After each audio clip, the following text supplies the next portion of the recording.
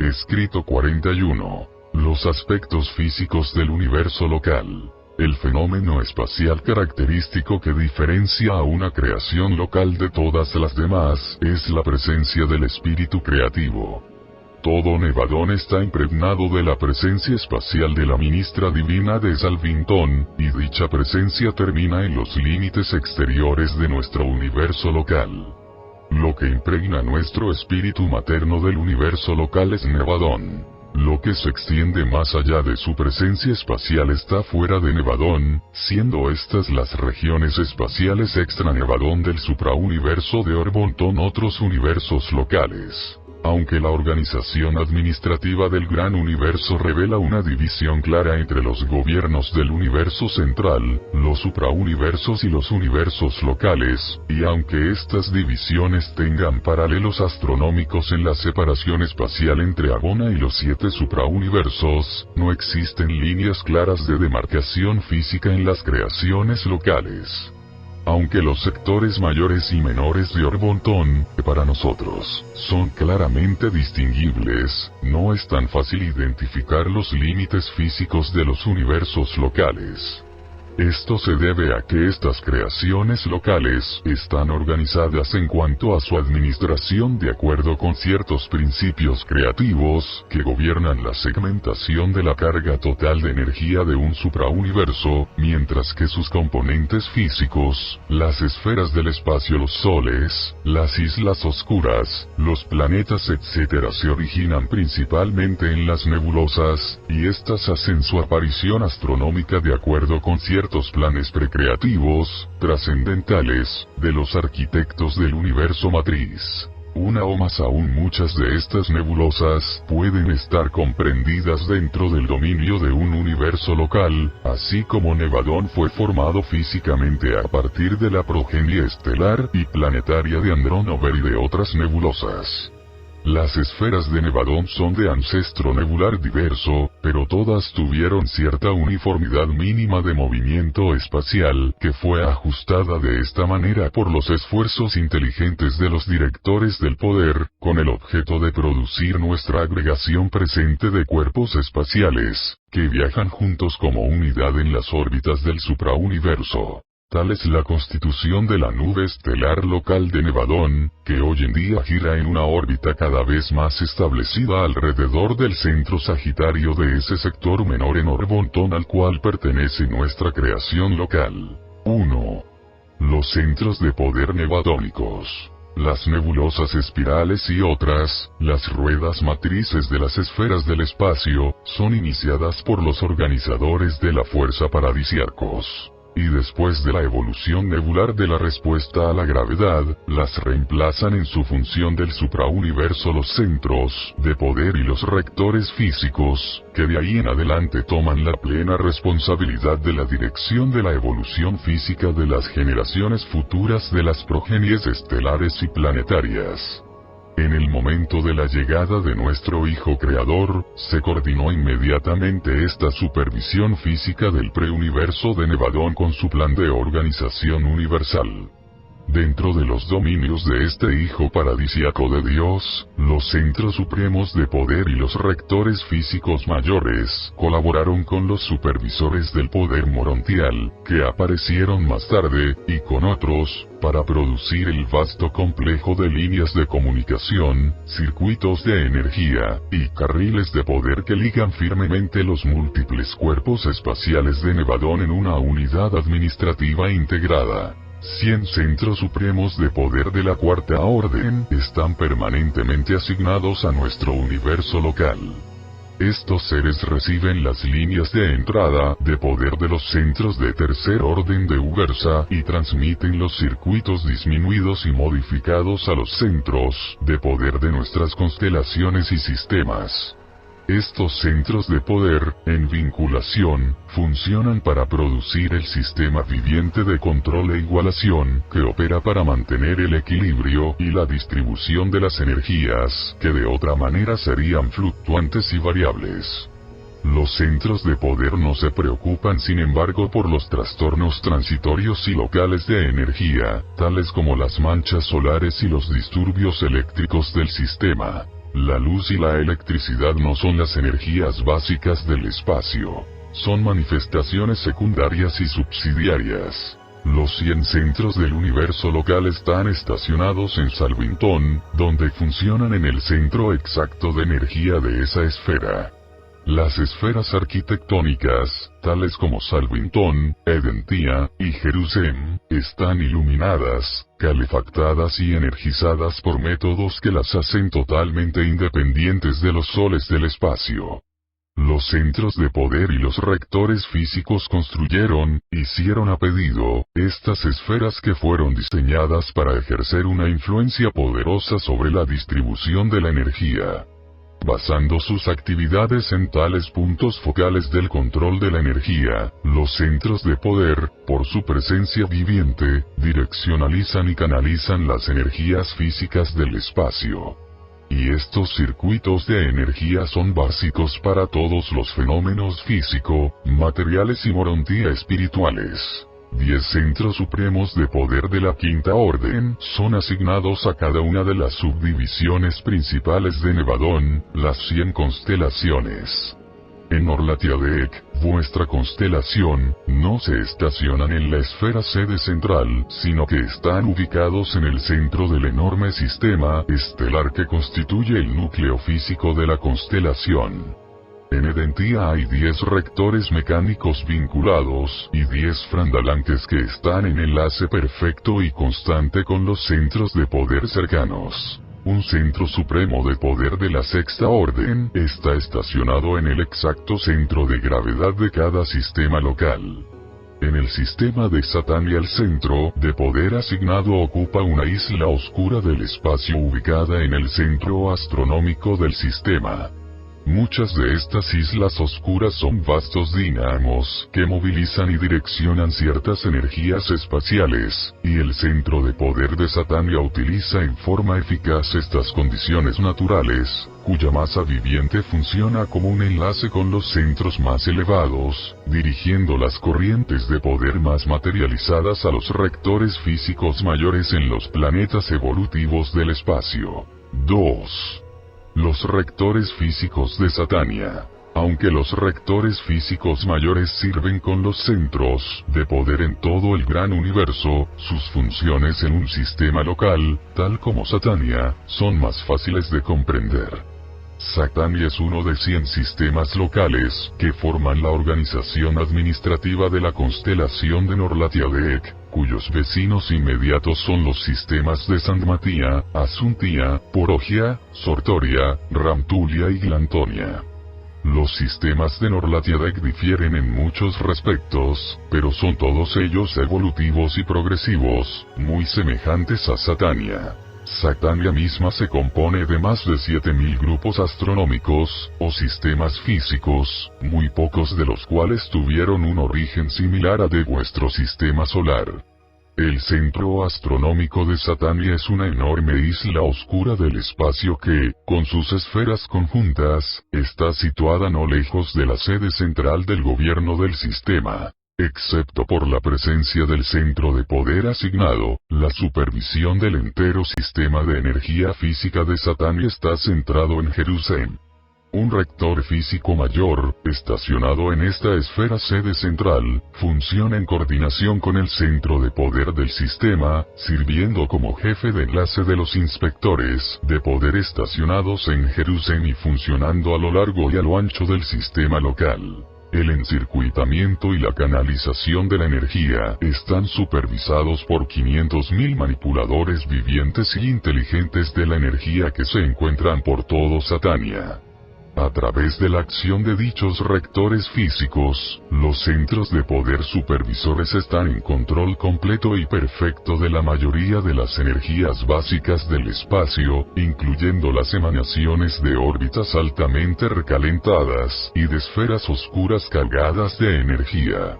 Este grupo de entidades vivas puede movilizar, transformar, transmutar, manipular y transmitir casi todas las energías físicas del espacio organizado. La vida tiene capacidad inherente para la movilización y transmutación de la energía universal. Vosotros estáis familiarizados con la acción de la vida vegetal en la transformación de la energía material de la luz en manifestaciones variadas del reino vegetal. También conocéis algo del método por el cual se puede convertir esta energía vegetativa en los fenómenos de actividades animales, pero no sabéis prácticamente nada de la técnica de los directores de poder y de los rectores físicos, que están dotados de la habilidad de movilizar, transformar, direccionar y concentrar las múltiples energías del espacio. A estos seres de los reinos de la energía no les atañe directamente la energía como factor componente de las criaturas vivientes, ni siquiera del dominio de la química fisiológica. Algunas veces les conciernen los preliminares físicos de la vida, con la elaboración de aquellos sistemas de energía que pueden servir como vehículos físicos para las energías vivientes de los organismos materiales elementales. En cierto modo, los rectores físicos están relacionados con las manifestaciones previvientes de la energía material, así como los espíritus ayudantes de la mente lo están con las funciones preespirituales de la mente material. Estas criaturas inteligentes del control del poder y dirección de la energía deben ajustar su técnica en cada esfera de acuerdo con la constitución y la arquitectura físicas de ese planeta. Indefectiblemente utilizan los cálculos y deducciones de sus respectivos personales de físicos y otros asesores técnicos, en lo que se refiere a la influencia local de los soles altamente recalentados y de otros tipos de estrellas sobrecargadas. También se debe considerar a los enormes gigantes fríos y oscuros del espacio y las nubes enjambrantes de polvo estelar. Todas estas cosas materiales se tienen en cuenta en los problemas prácticos de la manipulación de la energía. La supervisión de la energía de poder en los mundos habitados evolutivos es responsabilidad de los rectores físicos mayores, pero estos seres no son responsables de todos los trastornos energéticos en Urantia. Existe una cantidad de motivos para dichos disturbios, algunos de los cuales están más allá del dominio y control de los custodios físicos. Urantia está ubicada en las líneas de tremendas energías, un pequeño planeta en un circuito de masas enormes, y los rectores locales a veces emplean enormes números de su orden en el esfuerzo por equilibrar estas líneas de energía. Funcionan bastante bien respecto de los circuitos físicos de Satania, pero tienen problemas en aislarse contra las poderosas corrientes de Norlatiadec. 3. Nuestros acompañantes estelares. Hay más de 2000 soles brillantes que arrojan luz y energía en Satania, y vuestro sol es un llameante globo normal. De los 30 soles más cercanos al vuestro, solo 3 son más brillantes. Los directores del poder universal inician las corrientes especializadas de energía que funcionan entre cada estrella y sus respectivos sistemas. Estos hornos solares, juntamente con los gigantes oscuros del espacio, sirven a los centros de fuerza y a los rectores físicos como estaciones de paso para la concentración y direccionalización eficaz de los circuitos de energía de las creaciones materiales. Los soles de Nevadón no son distintos de los de otros universos. La composición material de todos los soles, islas oscuras, planetas y satélites, aún los meteoros, es muy idéntica. Estos soles tienen un diámetro medio de alrededor de 1.700.000 kilómetros, siendo el de vuestro propio globo solar ligeramente más corto. La estrella más grande en el universo, la nube estelar Antares, tiene un diámetro 450 veces mayor que el de vuestro Sol y su volumen es 60 millones de veces mayor. Pero hay abundante espacio para albergar a todos estos enormes soles. Tienen tanto espacio, comparativamente, como el que tendría una docena de naranjas circulando a través del interior de Urantia, si el planeta fuera un globo vacío. Cuando una rueda matriz nebular arroja soles demasiado grandes, estos pronto se deshacen o forman estrellas dobles. Todos los soles son en un principio auténticamente gaseosos, aunque más tarde puedan existir, transitoriamente, en estado semilíquido.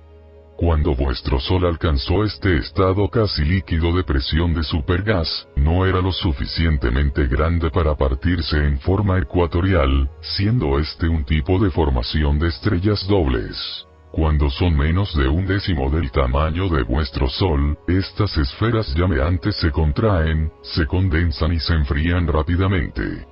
Cuando son más de 30 veces su tamaño, más bien 30 veces el contenido bruto de materia real, los soles se dividen rápidamente en dos cuerpos separados, volviéndose centros de nuevos sistemas o bien permaneciendo cada uno dentro de la atracción de la gravedad del otro y girando alrededor de un centro común como un tipo de estrella doble. La más reciente de las erupciones cósmicas principales en Orbotón fue la extraordinaria explosión estelar doble, la luz de la cual llegó a Urantia en el año 1572.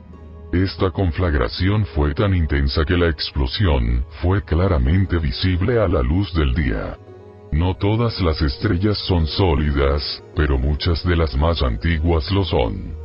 Algunas de las estrellas rojizas, que brillan ligeramente, han adquirido una densidad en el centro de sus enormes masas, que podría ser expresada diciendo que 1 centímetro cúbico de dicha estrella, si estuviesen en Urantia, pesaría 176 kilos. La enorme presión, acompañada por pérdida de calor y de energía circulante, ha dado como resultado un acercamiento cada vez mayor de las órbitas de las unidades materiales básicas, que ahora están muy cerca de un estado de condensación electrónica. Este proceso de enfriamiento y contracción puede continuar hasta el punto limitante y crítico de explosión de condensación ultimatónica. La mayor parte de los soles gigantes son relativamente jóvenes. La mayoría de las estrellas enanas, aunque no todas, son antiguas. Las estrellas enanas de choque pueden ser muy jóvenes y pueden brillar con una intensa luz blanca, sin haber pasado por una etapa roja inicial de brillo juvenil. Generalmente tanto los soles muy jóvenes como los muy viejos brillan con un brillo rojizo.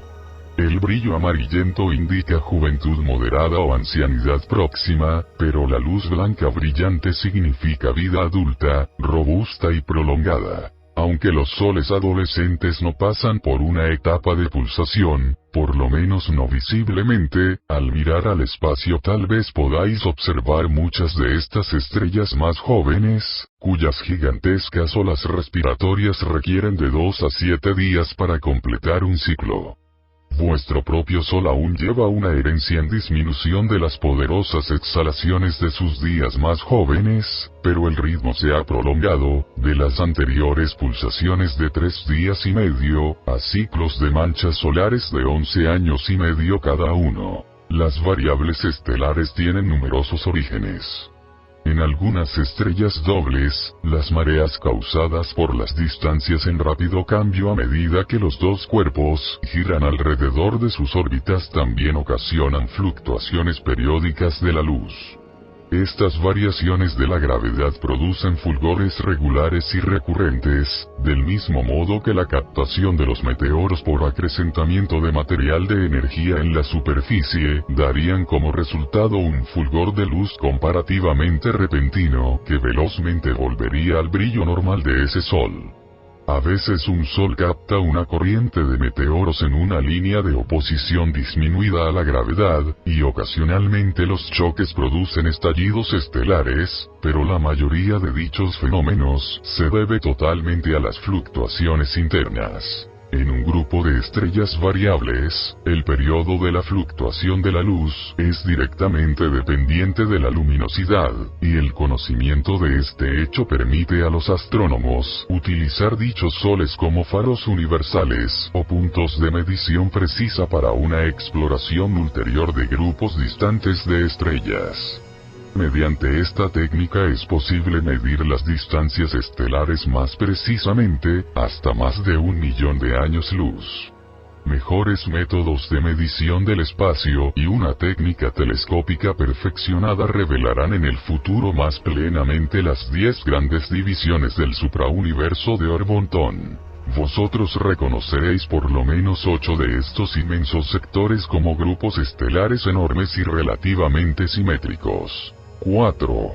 La densidad de los soles. La masa de vuestro Sol es ligeramente mayor que la estimación de vuestros físicos, quienes la han calculado como alrededor de 1,8 cuatrillones, 1,8 x 10⁻27 de toneladas. Ahora se encuentra más o menos a medio camino entre las estrellas de mayor densidad y las más difusas, teniendo alrededor de 1,5 veces la densidad del agua. Pero vuestro Sol no es ni líquido ni sólido, es gaseoso, y esto es verdad a pesar de la dificultad de explicar cómo la materia gaseosa puede alcanzar esta densidad y aún densidades mucho mayores. Los estados gaseoso, líquido y sólido son asuntos de relaciones atómico-moleculares, pero la densidad es una relación del espacio y la masa. La densidad varía directamente con la cantidad de masa en el espacio e inversamente con la cantidad de espacio en la masa, el espacio entre los núcleos centrales de la materia y las partículas que giran alrededor de estos centros, así como también el espacio dentro de estas partículas materiales. Las estrellas que se están enfriando pueden ser físicamente gaseosas y tremendamente densas al mismo tiempo. Vosotros no estáis familiarizados con los supergases solares, pero estas y otras formas poco comunes de la materia explican cómo aún los soles no sólidos pueden alcanzar una densidad igual al hierro, aproximadamente la misma que Urantia, y sin embargo estar en un estado gaseoso altamente recalentado y continuar funcionando como soles. Los átomos en estos supergases densos son excepcionalmente pequeños. Contienen pocos electrones. Dichos soles también han perdido en gran parte sus ultimatones libres de almacenamiento de energía. Uno de los soles cercanos a vosotros, que comenzó la vida aproximadamente con la misma masa que el vuestro, se ha contraído actualmente a un tamaño como el de Urantia, habiéndose vuelto 40.000 veces más denso que vuestro Sol. El peso de este sólido gaseoso, caliente-frío, es aproximadamente de 55 kilogramos por centímetro cúbico. Y aun este Sol brilla con un brillo leve rojizo, el resplandor senil de un moribundo monarca de luz. La mayoría de estos soles, sin embargo, no son tan densos. Uno de vuestros vecinos más cercanos tiene una densidad exactamente igual a la de vuestra atmósfera a nivel del mar.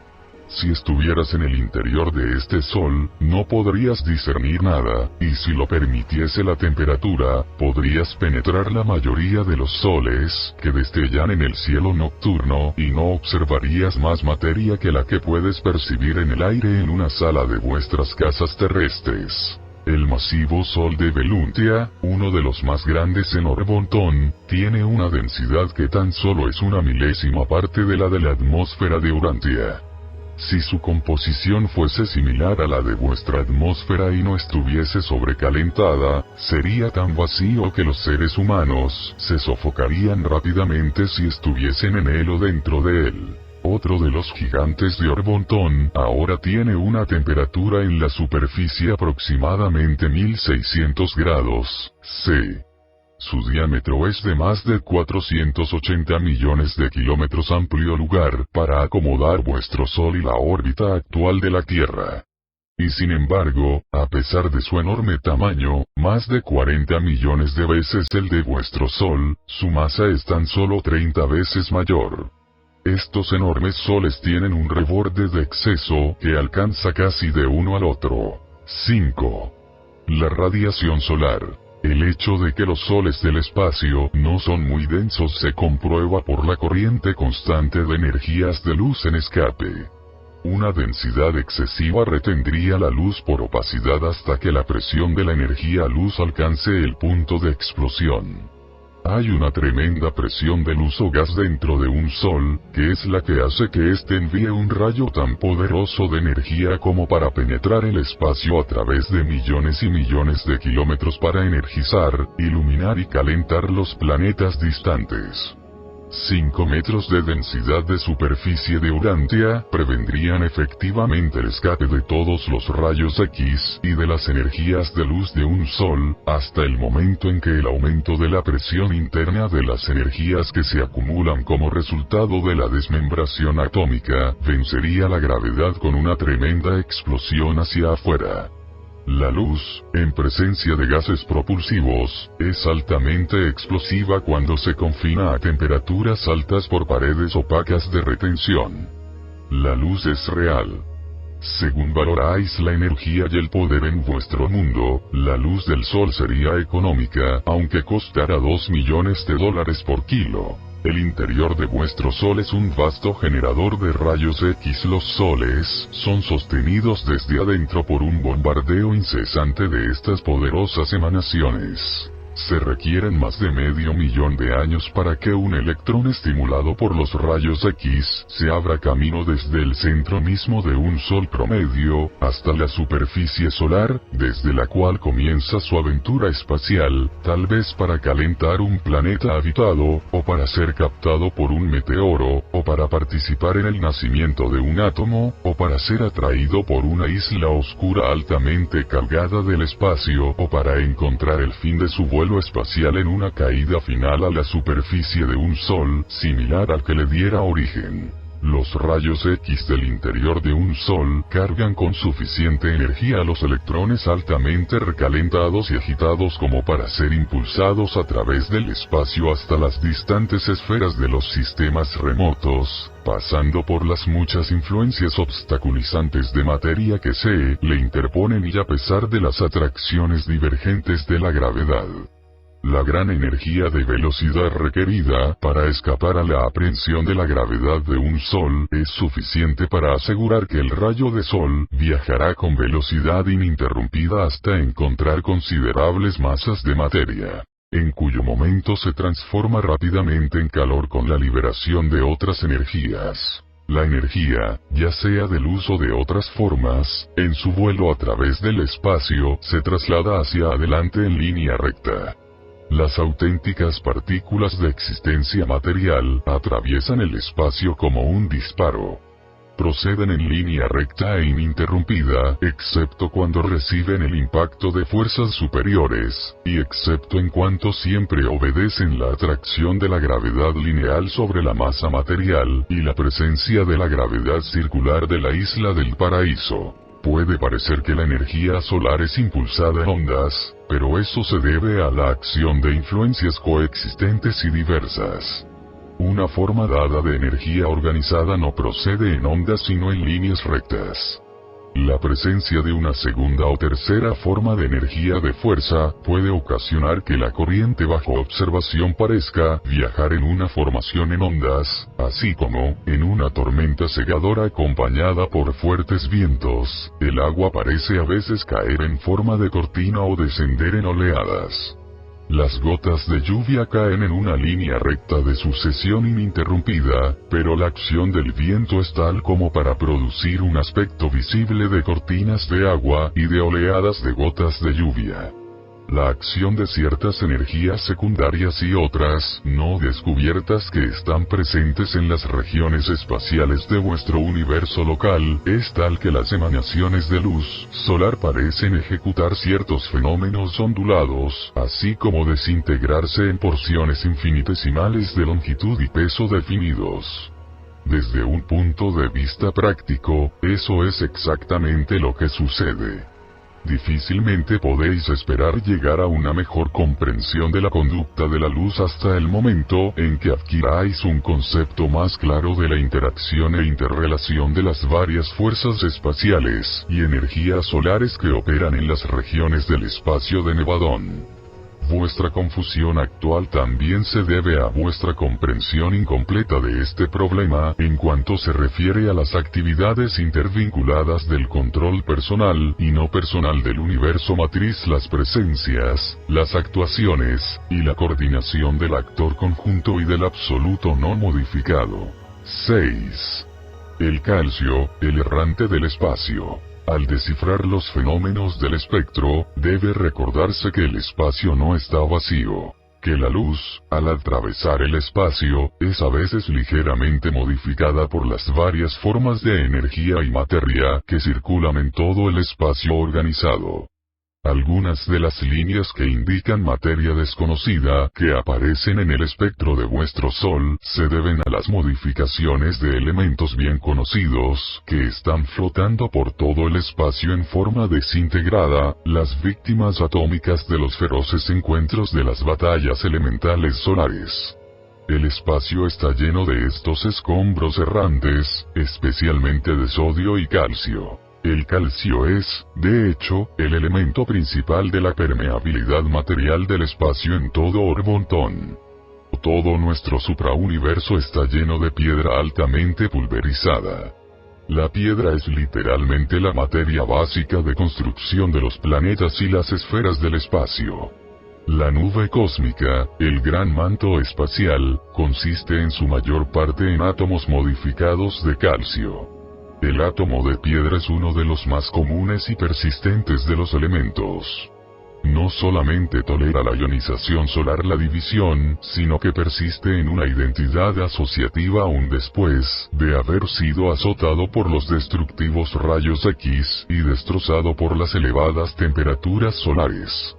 El calcio posee una individualidad y una longevidad que superan todas las formas más comunes de la materia. Tal como lo han sospechado vuestros físicos, estos restos mutilados del calcio solar literalmente cabalgan en los rayos de luz por diversas distancias y de esta manera, se facilita enormemente su amplia diseminación por todo el espacio. El átomo de sodio, bajo ciertas modificaciones, también es capaz de locomoción en la luz y en la energía. El logro del calcio es aún más notable puesto que este elemento tiene una masa que es casi el doble que la del sodio.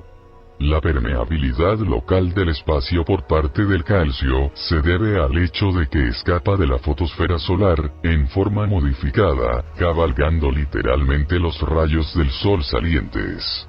De todos los elementos solares, el calcio, a pesar de su masa comparativa, pues contiene 20 electrones giratorios, es el más triunfador en escapar del interior solar hacia los reinos del espacio. Esto explica por qué existe una capa de calcio, una superficie de piedra gaseosa, en el Sol de un espesor de casi 10.000 kilómetros. Y esto a pesar del hecho de que 19 elementos más livianos, y numerosos otros más pesados, están por debajo de esta capa. El calcio es un elemento activo y versátil en las temperaturas solares. El átomo de piedra tiene 2 electrones ágiles y ligeramente ligados en los 2 circuitos electrónicos exteriores, que están muy cerca uno del otro. Prontamente en la lucha atómica pierde su electrón exterior. En ese momento realiza una acción malabarista magistral con el electrón número 19 de aquí para allá entre el circuito 19 y el circuito 20 de la revolución electrónica. Al empujar de aquí para allá al electrón 19 entre su propia órbita y la de su compañero perdido, más de 25.000 veces por segundo, un átomo de piedra mutilado consigue vencer parcialmente la gravedad y por lo tanto cabalgar con éxito sobre los rayos emergentes de luz y energía, los rayos del sol, hacia la libertad y la aventura. Este átomo de calcio se mueve hacia afuera mediante saltos alternados de propulsión hacia adelante, aprendiendo y soltando el rayo de sol unas 25.000 veces por segundo. La piedra es la más experta en escapar de la prisión solar, y es por esto que la piedra es el componente principal de los mundos del espacio. La agilidad de este acrobático electrón de calcio se refleja en el hecho de que, cuando es arrojado por las fuerzas solares de temperatura y de los rayos X al círculo de la órbita más alta, tan solo permanece en esa órbita por 1/millonésimo de segundo, pero antes de que el poder de la gravedad eléctrica del núcleo atómico lo atraiga de vuelta a su vieja órbita, es capaz de completar 1.000.000 de revoluciones alrededor del centro atómico. Vuestro Sol ha perdido una cantidad enorme de su calcio, habiendo perdido cantidades enormes durante los tiempos de sus erupciones convulsivas en relación con la formación del sistema solar. Mucho del calcio solar está ahora en la superficie más exterior del Sol. Debe recordarse que los análisis del espectro muestran tan solo las composiciones de la superficie del Sol. Por ejemplo, los espectros solares exhiben muchas líneas de hierro, pero el hierro no es el elemento principal del Sol. Este fenómeno se debe casi totalmente a la temperatura actual de la superficie del Sol, un poco menos de 3300 grados, siendo esta temperatura muy favorable al registro del espectro del hierro. 7. Las fuentes de la energía solar. La temperatura interior de muchos de los soles, aun el vuestro, es mucho más alta de lo que se cree comúnmente. En el interior de un sol prácticamente no existen átomos enteros. Están todos más o menos desintegrados por el bombardeo intenso de los rayos X, que es característico a tales temperaturas elevadas. Sean cuales fueran los elementos materiales que puedan aparecer en las capas exteriores de un sol, los que están en el interior se vuelven muy similares por la vinculación disociativa de los rayos X destructores. Los rayos X son grandes niveladores de la existencia atómica. La temperatura de la superficie de vuestro Sol es casi 3300 grados C, pero aumenta rápidamente al penetrar en el interior hasta llegar a una elevación increíble de alrededor de 19.400.000 de grados Fahrenheit en las regiones centrales. Todas estas temperaturas se refieren a vuestra escala Celsius. Todos estos fenómenos son indicativos de un enorme gasto de energía, y las fuentes de energía solar, enumeradas en orden de importancia, son 1. Aniquilación de los átomos y eventualmente de los electrones. 2. Transmutación de los elementos, incluyendo el grupo radioactivo de energías así liberadas. 3. La acumulación y transmisión de ciertas energías espaciales universales. 4. Materia espacial y meteoros que incesantemente se precipitan en los soles ardientes. 5. La contracción solar. El enfriamiento y contracción consecuente de un sol produce energía y calor a veces mayores que los que son proporcionados por la materia espacial. 6. La acción de la gravedad a altas temperaturas transforma cierto poder circuitizado en energías radioactivas. 7. La luz y otra materia recaptada, que son atraídas de vuelta al Sol después de haberlo dejado, juntamente con otras energías que tienen origen extrasolar. Existe un manto regulador de gases calientes, a veces con millones de grados de temperatura, que envuelve los soles, y que actúa para estabilizar la pérdida de calor y prevenir de otra manera las fluctuaciones peligrosas de la disipación del calor. Durante la vida activa de un sol, la temperatura interior de 19.400.000 de grados Fahrenheit permanece aproximadamente la misma sin relación alguna con la caída progresiva de la temperatura exterior. Podríais tratar de visualizar 19.400.000 de grados Celsius de calor, en vinculación con ciertas presiones de la gravedad, como el punto de ebullición electrónico. Bajo dicha presión y a esa temperatura todos los átomos están degradados y desintegrados en sus componentes electrónicos y otros componentes ancestrales. Aún los electrones y otras asociaciones de ultimatones pueden desintegrarse, pero los soles no son capaces de degradar los ultimatones. Estas temperaturas solares operan para acelerar enormemente los ultimatones y los electrones, por lo menos aquellos que continúan existiendo bajo estas condiciones. Os apercibiréis de lo que significa la temperatura elevada en el sentido de la aceleración de las actividades ultimatónicas y electrónicas, cuando consideréis que una gota de agua común contiene más de 1.000.000.021 de átomos. Esto equivale a la energía de más de 100 caballos de vapor ejercida continuamente durante 2 años. El calor total emitido ahora por el Sol del sistema solar cada segundo es suficiente para hervir toda el agua de todos los océanos durante tan solo un segundo de tiempo. Solo los soles que funcionan en los canales directos de las corrientes principales de la energía universal pueden brillar por siempre.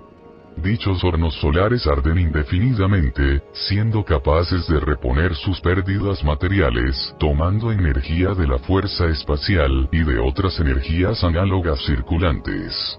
Pero las estrellas muy alejadas de estos canales principales de carga están destinadas a sufrir un agotamiento de energía, a enfriarse gradualmente y finalmente a apagarse. Estos soles muertos o moribundos pueden ser rejuvenecidos por el impacto de un choque o pueden recargarse por ciertas no luminosas islas de energía del espacio o a través de la atracción de la gravedad, roban a los soles o sistemas más pequeños cercanos. La mayoría de los soles muertos serán revivificados mediante estas u otras técnicas evolutivas. Los que finalmente no se así recarguen están destinados a sufrir la desintegración por explosión de la masa, cuando la condensación gravitatoria llegue al nivel crítico de la condensación ultimatónica de la presión energética. Dichos soles que desaparecen se convierten de este modo en energía de la forma más rara, admirablemente adaptada a energizar a otros soles más favorablemente ubicados. 8. Las reacciones de la energía solar.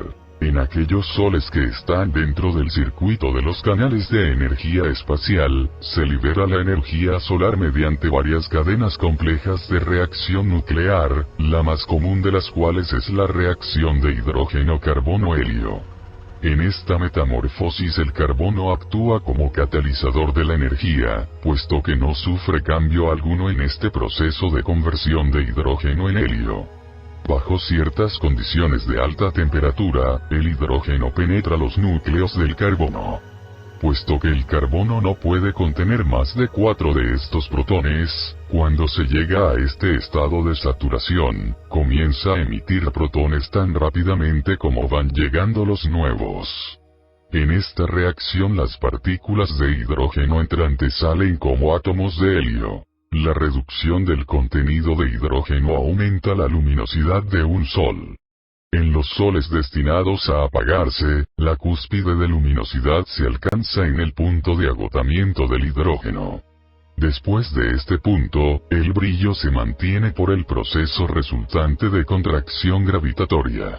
A la larga, esa estrella se volverá una así llamada estrella enana blanca, una esfera altamente condensada. En grandes soles pequeñas nebulosas circulares, cuando se agota el hidrógeno y sobreviene la contracción gravitatoria, si dicho cuerpo no es suficientemente opaco como para retener la presión interna de apoyo para las regiones gaseosas exteriores, se produce un colapso repentino. Los cambios de gravedad eléctrica dan origen a vastas cantidades de pequeñas partículas sin potencial eléctrico, y tales partículas rápidamente escapan del interior solar, desencadenando así la desintegración de un sol gigantesco en unos pocos días. Fue una emigración de estas partículas fugitivas la que ocasionó la desintegración de la nova gigantesca en la nebulosa Andrómeda hace unos 50 años. Este vasto cuerpo estelar se desintegró en 40 minutos del tiempo de Urantia. Como norma, la vasta expulsión de materia continúa existiendo alrededor del Sol residual en enfriamiento en forma de extensas nubes de gases nebulares. Y esto explica el origen de muchos tipos de nebulosas irregulares, como la nebulosa Cáncer que se originó hace aproximadamente 900 años, y que aún exhibe la esfera matriz como una estrella solitaria cerca del centro de esta masa nebular irregular. 9. La estabilidad de los soles. Los soles más grandes mantienen un control de la gravedad tal sobre sus electrones, que la luz escapa solamente con la ayuda de los poderosos rayos X. Estos rayos ayudantes penetran todo el espacio y se involucran en el mantenimiento de las asociaciones básicas ultimatónicas de energía. Las grandes pérdidas de energía en los primeros días de un sol, después de alcanzar su máxima temperatura, hasta 19.400.000 de grados C, no se deben tanto al escape de luz como a las pérdidas de ultimatones. Estas energías ultimatónicas escapan hacia el espacio, para participar en la aventura de la vinculación electrónica y la materialización de la energía, como una verdadera explosión de energía durante las épocas adolescentes de los soles. Los átomos y los electrones están sujetos a la gravedad. Los ultimatones no están sujetos a la gravedad local, la interacción de la atracción material, pero son plenamente obedientes a la gravedad absoluta o la del paraíso, a la tendencia, el giro, del círculo universal y eterno del universo de los universos. La energía ultimatónica no obedece a la atracción lineal o directa de la gravedad de las masas materiales cercanas o remotas, sino que siempre gira de acuerdo con el circuito de la gran elipse de la enorme creación. Vuestro propio centro solar irradia anualmente casi 100.000 millones de toneladas de materia real, mientras que los soles gigantescos, durante sus primeros años de crecimiento, los primeros 1.000 millones de años, pierden materia a un ritmo prodigioso. La vida de un sol se estabiliza cuando alcanza el máximo de la temperatura interna, y las energías subatómicas comienzan a ser liberadas. Es justamente en este punto crítico cuando los soles más grandes tienen pulsaciones convulsivas. La estabilidad del Sol es completamente dependiente del equilibrio entre la gravedad y el calor, tremendas presiones contrabalanceadas por temperaturas inimaginables. La elasticidad del gas interior de los soles mantiene las capas superpuestas de materiales varios, y cuando la gravedad y el calor están en equilibrio, el peso de los materiales exteriores iguala exactamente la presión de la temperatura de los gases subyacentes e interiores. En muchas de las estrellas más jóvenes la condensación gravitatoria continuada produce temperaturas internas en constante aumento, y a medida que aumenta el calor interior, la presión interior de los rayos X de los vientos del supergas pasa a ser tan grande que, en conexión con el movimiento centrífugo, un sol comienza a arrojar sus capas exteriores hacia el espacio, compensando así la falta de equilibrio entre la gravedad y el calor. Vuestro propio Sol ha alcanzado desde hace mucho tiempo un equilibrio relativo entre sus ciclos de expansión y contracción, aquellas alteraciones que producen las gigantescas pulsaciones de muchas de las estrellas más jóvenes. Vuestro Sol está ahora saliendo de su 6.000 millonésimo año. En el momento presente está funcionando a través del periodo de economía más grande. Brillará con la eficiencia actual por más de 25.000 millones de años. Probablemente experimentará un periodo de declinación parcialmente eficiente, que será tan largo como la combinación de los dos periodos, el de su juventud y el de su funcionamiento estabilizado. 10. El origen de los mundos habitados. Algunas de las estrellas variables, en el estado de máxima pulsación, o cerca del mismo, están a punto de dar origen a sistemas subsidiarios, muchos de los cuales serán finalmente como vuestro propio Sol y sus planetas giratorios. Vuestro Sol estaba en igual estado de pulsación vigorosa cuando se acercó el masivo sistema de Andrómeda, y la superficie exterior del Sol comenzó a expeler verdaderas corrientes, capas continuas de materia. Esto prosiguió con una violencia constantemente en aumento hasta la posición más cercana, momento en el cual se alcanzaron los límites de la cohesión solar y un vasto pináculo de materia, el ancestro del sistema solar, fue expulsado. En circunstancias similares, la aproximación más cercana del cuerpo de atracción a veces despega planetas enteros, hasta un cuarto o un tercio de un Sol. Estos grandes auto-otorgamientos forman ciertos tipos peculiares de mundos con nubes, esferas muy parecidas a Júpiter y Saturno. La mayoría de los sistemas solares, sin embargo, tuvieron un origen completamente diferente al vuestro, y esto se aplica también a aquellos que fueron producidos por la técnica de la gravedad mareomotriz. Pero cualquiera que sea la técnica que se aplique para la construcción de mundos, la gravedad siempre produce la creación del tipo de sistema solar, o sea un Sol central o isla oscura con planetas, satélites, subsatélites y meteoros. Las modalidades de origen, la situación astronómica, y el medio ambiente físico determinan al mayor grado los aspectos físicos de los mundos individuales. La edad, el tamaño, la velocidad de las revoluciones, y la velocidad a través del espacio son también factores determinantes. Tanto los mundos de contracción gaseosa como los de acrecentamiento sólido están caracterizados por montañas y, durante su vida primitiva, si no son demasiado pequeños, por agua y aire. Los mundos que se originan de las divisiones de cuerpos celestes en estado de derretimiento y los mundos que resultan de choques carecen a veces de extensas cadenas montañosas. Durante las primeras épocas de todos estos nuevos mundos, son frecuentes los terremotos, y todos ellos se caracterizan por grandes alteraciones físicas. Esto ocurre especialmente en las esferas formadas por contracción de gases, los mundos nacidos de los inmensos anillos nebulares que quedan como secuela de la condensación y contracción prematuras de ciertos soles individuales. Los planetas que tienen un doble origen, como Urantia, pasan por una andadura juvenil menos violenta y tempestuosa. Aún así, vuestro mundo experimentó una fase primitiva de poderosos cataclismos, caracterizados por erupciones volcánicas, terremotos, inundaciones, y terribles tormentas. Urantia está comparativamente aislada en las afueras de Satania, vuestro sistema solar, siendo, con una excepción, el más alejado de Jerusalén, mientras que Satania misma está próxima al sistema más alejado en Norlatiadeek, y esta constelación está atravesando ahora el límite exterior de Nevadón. Os contabais verdaderamente entre las más humildes de todas las creaciones, hasta el momento en que el auto-otorgamiento de Micael elevó vuestro planeta a una posición de honor y gran atención universal.